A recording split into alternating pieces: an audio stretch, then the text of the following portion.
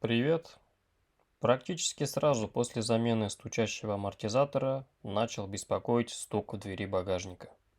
Предварительный поиск информации в интернете оказался безрезультатным. Что делать? Надо вскрывать обшивку. Звук-то идет изнутри.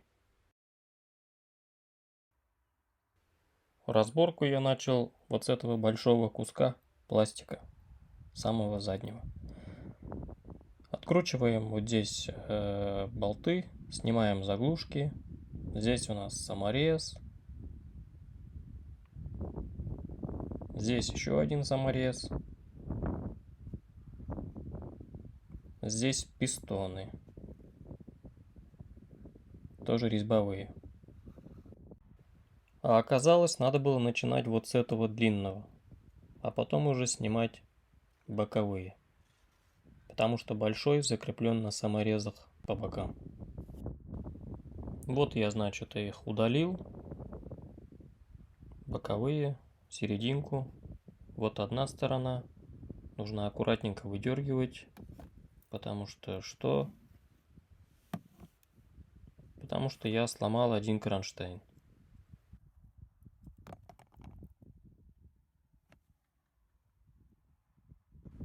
А вот те самые саморезы, которые не дадут вам выдернуть большой кусок пластика.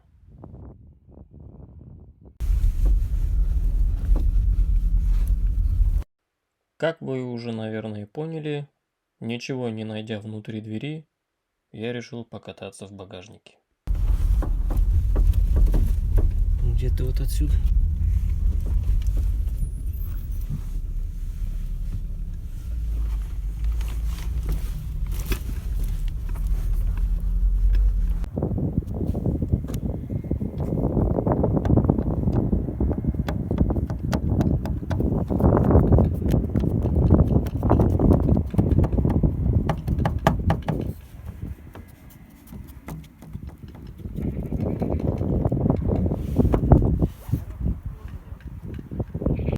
Ну все, нашел, кажись. И действительно, гайки, которые прижимают планку камеры и подсветки номера, затягиваются руками. Они слабо зажаты. Сегодня третьи сутки, как я ищу посторонний шум, стук в крышке багажника SsangYong Action New. Значит, мной был удален домкрат, набор ключей, запаска. Вообще все, что... Вся обшивка крышки багажника. Номерной знак. Дворник я удалить не смог вытащить его, но я исключил его влияние путем приклеивания его к лобовому, к заднему стеклу натяжением малярным скотчем. Затем я удалил планку освещения номерного знака с камерой заднего вида. И шум все равно остался. Оказалось, что шум, это бряканье исходило и отдавало на всю дверь вот отсюда. Вот здесь было натирание при движении.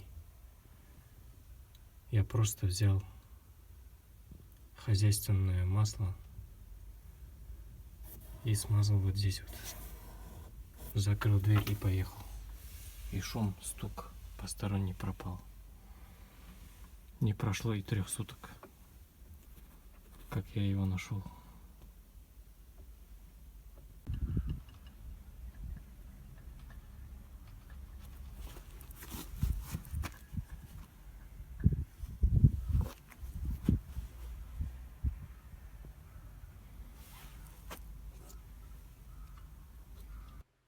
Вот они, 2 капли машинного масла, которые решили всю проблему.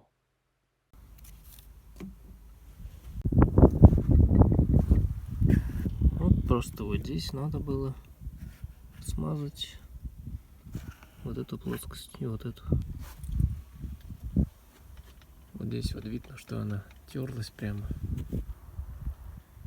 И почему-то вот этот звук распространялся по всей двери.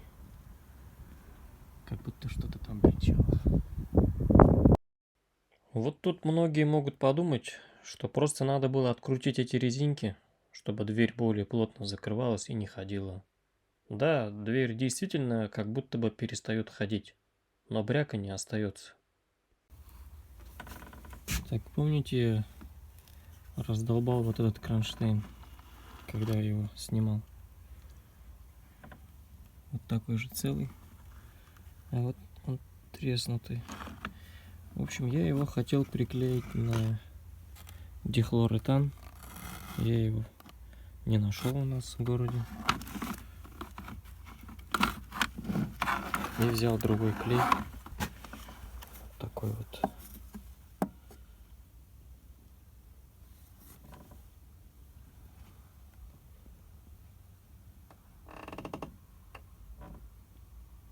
Цианакрилат секунда клипстов какой-то. Космофен.